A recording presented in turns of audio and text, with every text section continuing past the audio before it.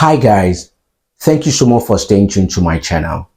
If you're just joining us today, I want to say stay glued to this channel as I take you on a journey of adding value to you so that you can use it to improve your business or any career in which you're currently selling or helping to push the business forward. So today I'm going to be looking at something that I believe would really help each and every one of us to add value to our business. So one of the things you need to realize is that for you to be able to improve sales, it's also empirical that you add more value to your sales product or to the services that you are rendering to your customers.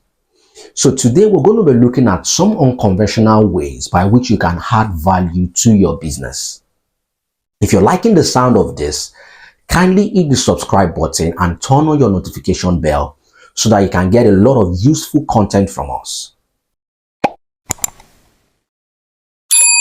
So I'm going to be looking at 6 ways by which you can add value to your business and increase sales in it. So today I'm going to be looking at some unconventional ways that can help you to add value to your business beyond some of the things that you're currently doing. So the first thing I'm going to be talking about is that you can add value to your business by being a thought leader in the industry that you are currently playing in. So when I say thought leader, what I mean is that, for example, if you are into real estate business, one of the things you can begin to look at is that how can you begin to put yourself out there such that the people start even inviting you to speak at events, or you can start creating content around building or real estate issues such that you are adding value to the people in your community, and from there you can become a thought leader that people begin to invite you to speak on those matters. And as you begin to speak on those matters, it helps you to also promote your own business. And this can apply in any industry. Even if you're into food, you can begin to push out content and speak on different things around food. How people can eat healthy, how people can combine different foods. And before you know it, that helps you to also indirectly push your own business forward. The second strategy that I believe you can use is that you can form alliance with someone that sells a complementary product to yourself or offers a complementary service to yourself. So recently, I wanted to do an event, and one of the businesses that I do is that I'm into pastry business. So one of the things we wanted to do recently is that we wanted to showcase some of our products to the people within our environment. So what I did was that I looked for a friend who was also into food business, but what they were doing is that they were selling cooked meal, that is rice and some other types of food. And what we did was to combine efforts together to host that event. So while I was showcasing my own pastry business, he was also showcasing his own food. And that helped us to be able to pull more people into that event. So that is an indirect way by which you can also boost the value of your business and attract more people to begin to know about your product or your service. The third thing that you can do is that you can invest in customer loyalty programs. So recently I started thinking about some supermarkets here in the UK that do some of these things. I realized that a lot of them always invest in things like, giving you loyalty cards. For example, the Tesco's or the Lidl's that we buy things in.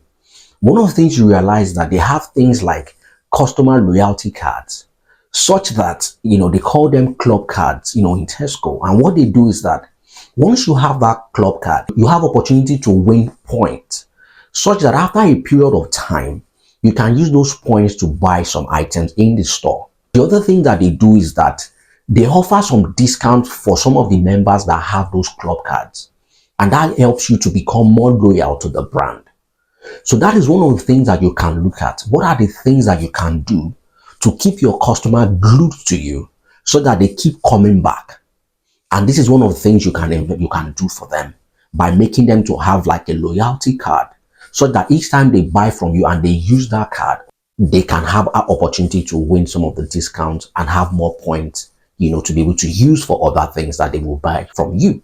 The fourth thing you need to do is to ensure that you bring in professionals into your business. So one of the things that I realized is that when you start a business, at that initial time, you might not have the resources to actually bring in a lot of professionals to do stuff for you.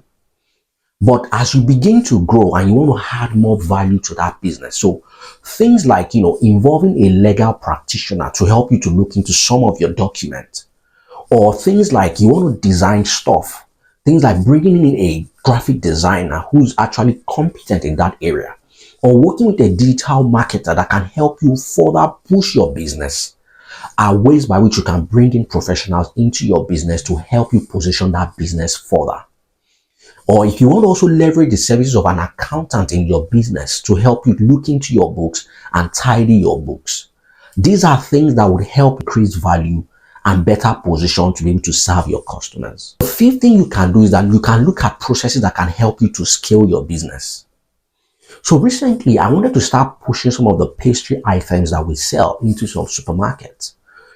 And I realized that for us to be able to do that, we needed to get a food and an hygiene certificate. So meaning that we needed to get someone to come in and check where we prepared those items and then certify us, to be able to sell to the public. And by doing so, we were able to use that certificate to approach some of the supermarkets that we wanted to start selling into. And that was the thing that gave us leverage to push it into those places. So you might need to sit down and look at processes that can help you to enter into new markets. Or you might look at systems that can help you to push into higher or bigger territories. So there might be some documentation that you might need to get to be able to penetrate into some places. So those are some of the things you want to sit down to look at so that you can better add value to that your business. The sixth thing that you need to do is that you can look at some sustainable practices that you can begin to do. Now, the world is gradually moving into a place where people are beginning to ask for a lot of sustainable systems and practices around the product and services that they offer. So, for example, you begin to see companies investing more in cutting down on some of their packaging items so that they can reduce the size or they can reduce the quantity of those products and make it lighter to be able to be delivered. Or you can see companies investing in solar so that it can improve the environment where they manufacture some of the things that they use. So these are some of the sustainable practices that people are beginning to get themselves involved in. So as a business, you might think and sit down and look at, okay, so what sustainable thing can I begin to do? Do I need to reduce my packaging material? Or do I need to look at using more efficient processes to be able to manufacture or do the things that I do? So these are some of the things that are gradually shaping our world. And as a business owner, you might begin to start considering them so that you can better improve your business value and position yourself better. So in summary, adding value to your business is something that will ultimately help you to improve sales and serve your customers better. If you believe some of the things that I've shared is quite useful to you and you'd like to lend your voice to some of the things that we're saying today, kindly drop your feedback in the comment section. And if you have any questions, kindly drop it there as well. If today's video has been useful to you, kindly hit the subscribe button if you are yet to do so, and turn on your notification bell and share this with as many people that you know that this will benefit. Thank you so much for staying tuned to today's video. See you next time.